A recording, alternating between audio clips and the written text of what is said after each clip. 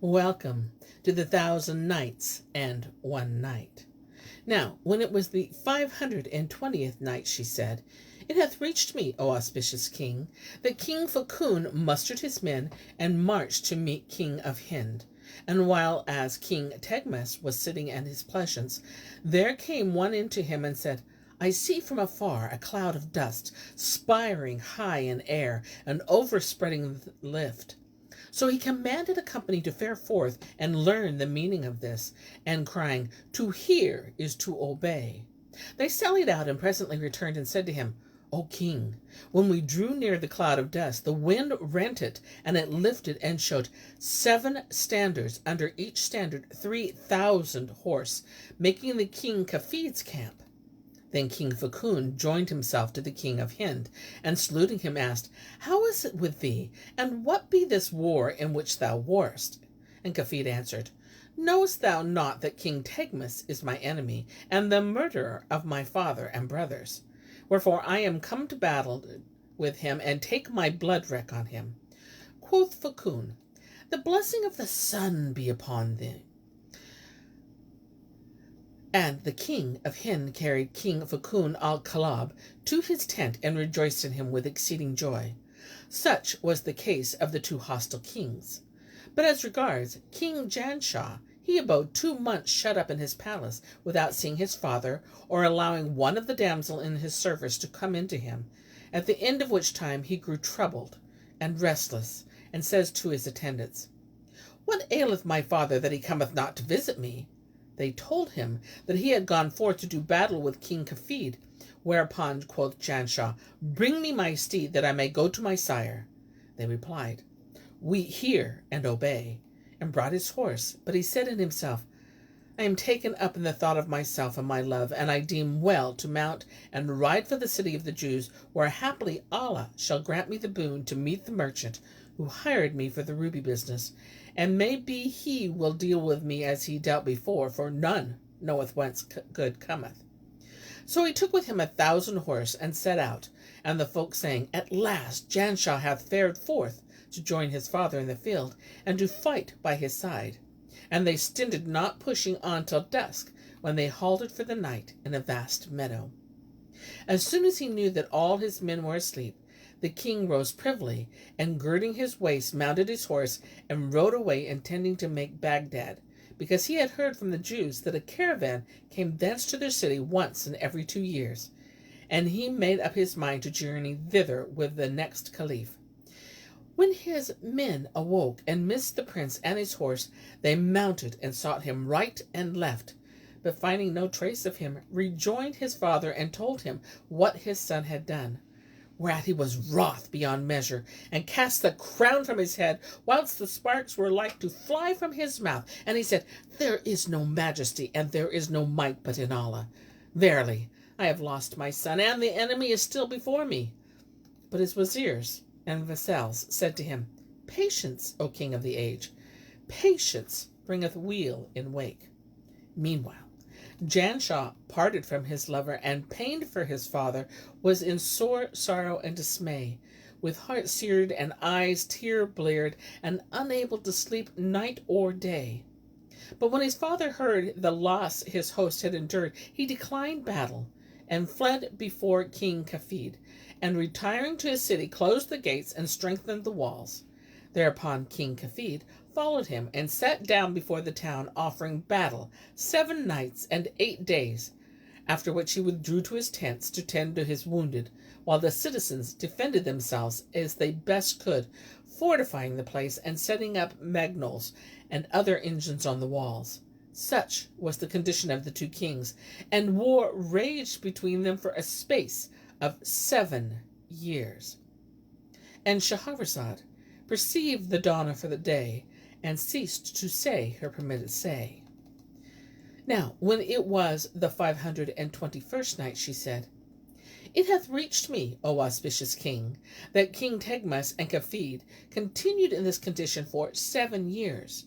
But as regards Janshah, he rode through wild and wold, and whenever he came to a town, he asked Annette, Takini, the castle of jewels. But none knew of it, and all answered, Of a truth, we've never heard of such a place. not even by name.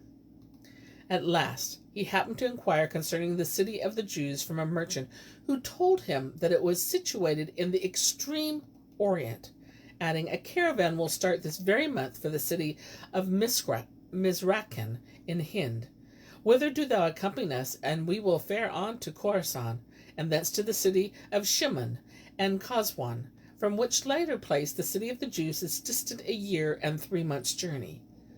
So Janshah waited till the departure of the caravan, when he joined himself thereto, and journeyed till he reached the city of Mizrakan, whence, after vainly asking for Takni, the castle jewels, he set out, and enduring on the way great hardships and perils galore, and the extreme of hunger and thirst, he arrived at the town of Shimon. Here he made inquiry for the city of the Jews, and they directed him to the road thither.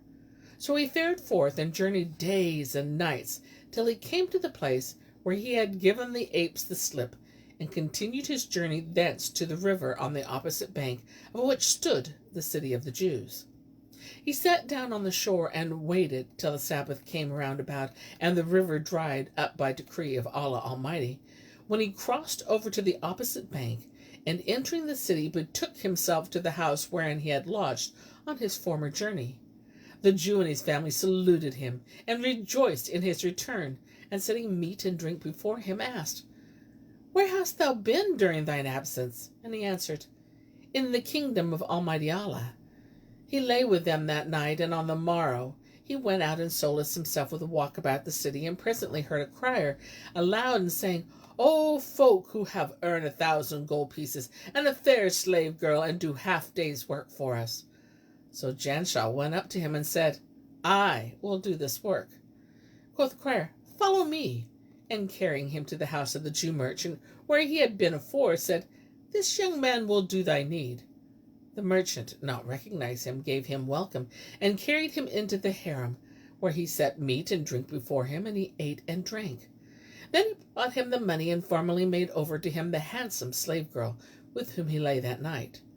As soon as morning dawned, he took the dinars and the damsel, and committing them to his Jew host with whom he had lodged aforetime, returned to the merchant, who mounted and rode out with him till they came to the foot of the tall and towering mountain, where the merchant, bringing out a knife and cord, said to Janshah, "Throw the mare." So he threw her, and bound her forelegs with the cords, and slaughtered her, and cut off her head and her forelimbs, and slit her belly, as ordered by the Jew. Whereupon quoth he, "Enter her belly, till I sew it up on thee, and whatso thou seest therein, tell me of it, for this is the work whose wage thou hast taken." So Janshah entered the mare's belly, and the merchant sewed it up on him. Then, withdrawing to a fair distance, hid himself. And after an hour, a great bird swooped down from the lift, and snatching up the carcass of his pounces, soared high toward the sky. Then he perched upon the mountain peak, and would have eaten the prey. But Janshah, sensing his intent, took out his knife, and slit the mare's belly, and came forth. The bird was scared at his sight, and flew away. And Janshah went up to a place whence he could see below, and looking down, espied the merchant standing at the foot of the mountain, as he were a sparrow. So he cried out to him, "What is thy will, O merchant?" Replied the Jew, "Throw me down the stones that lie about thee, that I may direct thee in the way down." Quoth Janshah, "Thou art he who did with me thus and thus 5 years ago, and through thee I suffered hunger and thirst and sore toil and much trouble, and now thou hast brought me hither once more, and thinkest to destroy me. By Allah, I will not throw thee aught." So saying, he turned from him and set out for where lived Sheikh Nashir, the king of the birds. And Shahrazad perceived the dawn of the day, and ceased to say her permitted say. Now, when it was the 522nd night, she said, "It hath reached me, O auspicious king, that Janshah took the way for where lived Sheikh Nashir, the king of the birds, and he ceased not faring on many days and nights. Tearful-eyed and heavy-hearted, eating when he an hungered, and the growth of the ground, and drinking when he thirsted of its streams, till he came in sight of the castle of the Lord Solomon, and saw Sheikh Nashir sitting at the gate. So he hastened up to him, and kissed his hands, and the sheikh saluted him, and bade him welcome, and said to him, O my son, what aileth thee that thou returnest to this place, after I sent thee home with the Princess Janshah, cool of eyes and broad of breast? Janshah wept, and told him all that had befallen him, and how she had flown away from him, saying, And thou love me? Come to me in Takni, the castle of jewels. At which the old man marveled, and said, By Allah, O my son, I know it not, nor by the virtue of our Lord Solomon have I ever in my life heard its name. Quoth Janshah, What shall I do? I am dying of love and longing. Quoth Sheikh Nashir, Take patience until the coming of the birds, when we will inquire of them of Takni, the castle of jewels. Haply one of them shall wot thereof. So Janshah's heart was comforted, and entering the palace, he went straight to the chamber which gave the lake, in which he had seen the three maidens. After this he abode with Sheikh Nashir for a while, and one day, as he was sitting with him, and the sheikh said, O my son, rejoice, for the time of the birds coming is drawing nigh. Janshah gladdened to hear the news, and after a few days the birds began to come. Sheikh Nashir said to him, O my son, learn these names, and address thyself with me to meet the birds. Presently the fowls came flying up, and saluted Sheikh Nashir, kind after kind, and he asked them of Takni, the castle of jewels, but they all made answer, Never heard we of such a place. At these words Janshah wept and lamented till he swooned away, whereupon Sheikh Nashir called a huge volatile, and said to him, Carry this youth to the land of Kabul, and describe to him the country and the way thither. Then he set Janshah on the bird's back, saying, Be careful to sit straight, and beware of leaning to either side, else thou wilt be torn to pieces in the air. And stop thine ears from the wind, lest thou be dazed by the noise of the revolving sphere and the roaring of the seas. Janshah resolved to do his bidding, and the bird took flight, hit into the sky, and flew with him a day and a night, till he set him down by the king of the beasts, whose name was Shah Badri, and said to his rider, We've gone astray from the way directed by Sheikh Nashir. And he would have taken him up again and flown on with him, but Janshah said, Go thy ways, and leave me here, till I die on this spot, or I find Takni, the castle of jewels. I will not return to my country. So the fowl left him with Shah Badri, the king of the beasts, and flew away. The king thereupon said to him, O my son, who art thou, and whence comest thou with yonder great bird? So Janshah told him his story from beginning to end, whereat Shah Badri marveled and said, By the virtue of the Lord Solomon, I know not of this castle. But if any of the beasts of my subjects know it, we will reward him bountifully, and sent thee by him thither. Hereat Janshah wept bitterly, but presently he took patience, and abode with Shah Badri. And after a short time the king of the beasts said to him, O my son, take these tablets, and commit to memory that which is therein, and when the beasts come, we will question them of the castle of the jewels. And Shahrazad perceived the dawn of the day, and ceased saying her permitted say.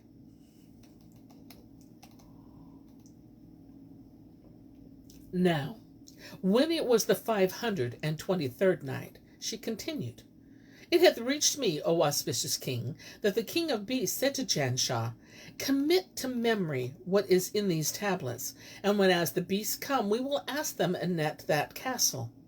He did as the king bade him, and before long up came the beasts, kind after kind, and saluted Shah Badri, who questioned them of Takni, the castle of jewels. But they all replied, We know not this castle, nor ever heard of it. This made Janshah weep, and lamented for that he had not gone with the bird that brought him from Sheikh Nashir's castle. But Shah Badri said to him, Grieve not, O my son, for I have a brother, King Shimkha, who is older than I. He was once a prisoner to King Solomon, for that he rebelled against him, nor is there among the jinn one elder than he and Sheikh Nashir. Belike he knoweth this castle. At any rate, he ruleth over all the jinn in this countryside. So saying, he set Janshah on the back of the beast and gave him a letter to his brother, commending him to his care. The beast set off with the prince forthright and fared on days and nights till it came to King Shamkh's abiding place. And when it caught sight of the king, it stood still afar off.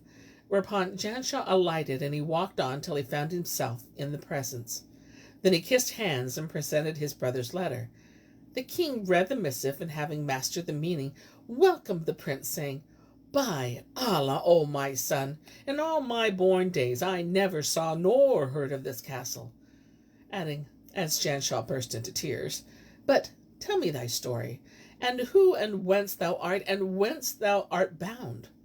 So Janshah related to him his history from beginning to end, at which Shimkah marveled and said, "O my son, I do not believe that even the Lord Solomon ever saw this castle or heard thereof. But, O my son, I know a monk in the mountains who is exceedingly old, and whom all birds and beasts and Jan obey. For he ceased not his conjurations against the kings of the Jan till they submitted themselves to him in their own despite, by reason of the might of his oaths and his magic. And now all the birds and all the beasts are his servants. I myself once rebelled against King Solomon, and he sent against me this monk, the only being who could overcome me with his craft and his conjurations and his gramarye. Then he imprisoned me, and since that time I have been his vassal.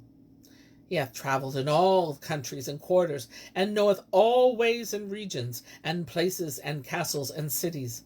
Nor do I think that there is any place hidden from his ken. So needs must I send thee to him.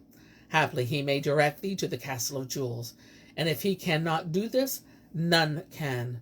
For all things obey him, birds and beasts, and the very mountain, and come at his beck and call by reason of his skill in magic. Moreover, by the might of his necromancy, and he hath made a staff in 3 pieces, and this he planteth in the earth, and conjured over it, whereupon flesh and blood issue from the first piece, sweet milk from the second, and wheat and barley from the third. Then he withdrew the staff, and returneth to his place, which is hight the hermitage of diamonds. And this magical monk is a cunning inventor and artificer of all manner of strange works. And he is a crafty warlock, full of guiles and wiles, an arch deceiver of wondrous wickedness, who hath mastered every kind of magic and witchcraft. His name is Yogmas, and to him I must needs send thee on the back of a big bird with 4 wings. And Shahrazad perceived the dawn of the day, and ceased to say her permitted say.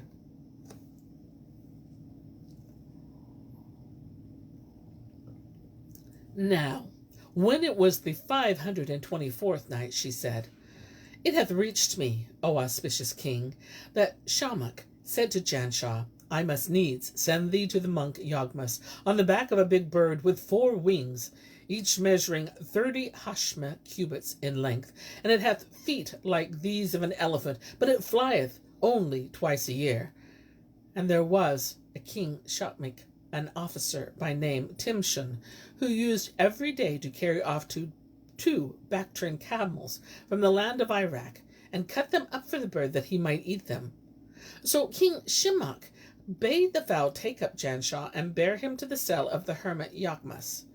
And it rose into the air, and it flew on days and nights till it came to the mountain of the citadels and the hermitage of the diamonds, where Janshah alighted, and going up to the hermitage found Yogmas the monk at his devotions.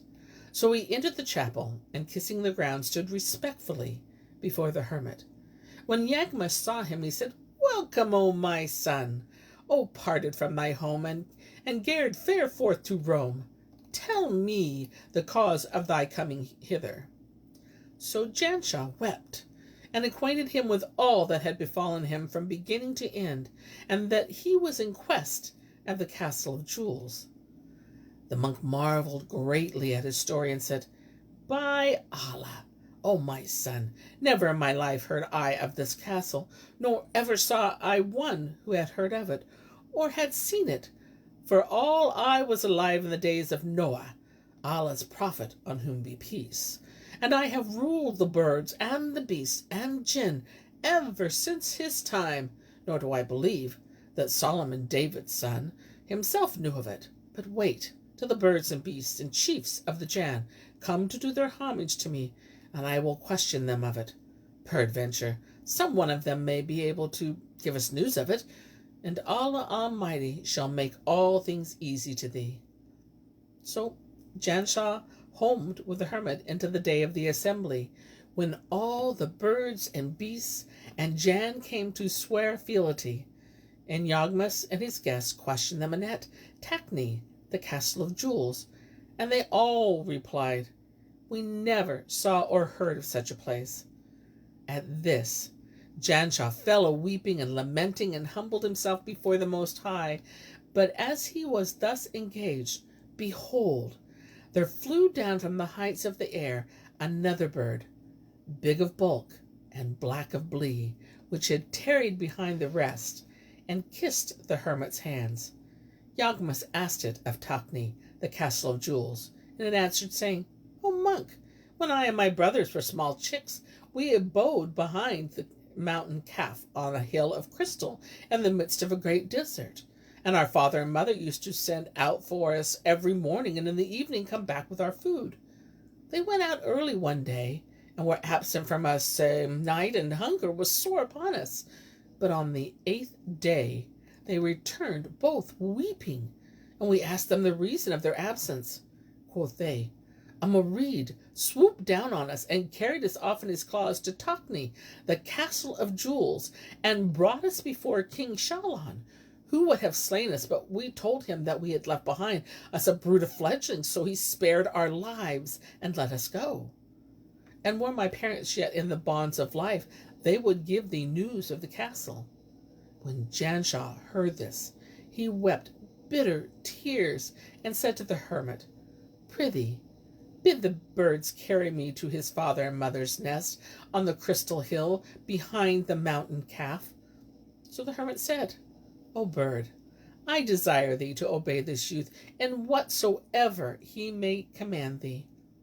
I hear and obey, replied the fowl, and taking Janshah on its back, flew with him days and nights, without ceasing, till it set him down on the hill of crystal, and there alighted. And having delayed there a resting while, it again set him on its back, and flew off, and ceased not flying for 2 whole days, till it reached the spot where the nest was. And Shahrazad perceived the dawn of the day, and ceased saying her permitted say. Now, when it was the 525th night, she said, It hath reached me, O auspicious king, that the fowl ceased not flying with Janshah 2 full days, till it reached the spot where the nest was, and set him down, and said, O Janshah, this is where our nest was. He wept sore, and replied, I pray thee, bear me, father, on to where thy parents used to forage for food. The bird consented, so it took him up again, and flew on with him 7 nights and 8 days, till it set him down on the top of a high hill, Karma's height, and left him there, saying, I know of no land beyond this hill. Then it flew away, and Janshah sat down on the hilltop and fell asleep. When he awoke, he saw something gleaming afar, as it were lightning, and filling the firmament with its flashings, and he wondered what the sheen could be, without wotting that it was the castle he sought.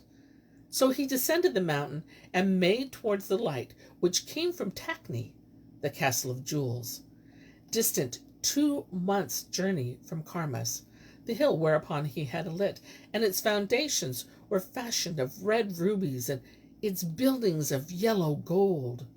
Moreover, it had 1,000 turrets, builded of precious metals and stones of price, studded and set in minerals brought from the main of Merks, and on this account it was named the Castle of Jewels, Takni. It was a vast, great castle, and the name of its king was King Shahlan, the father of the lady Shamsah and her sisters. Such was the case with Janshah, but as regards Princess Shamsah, when she fled from Janshah, she made straight for the Castle of Jewels, and told her father and mother all that had passed between the prince and herself, how he had wandered the world and seen its marvels and wonders, and how fondly he loved her, and how dearly she loved him. Quoth they, Thou hast not dealt righteously with him, as Allah would have thee deal.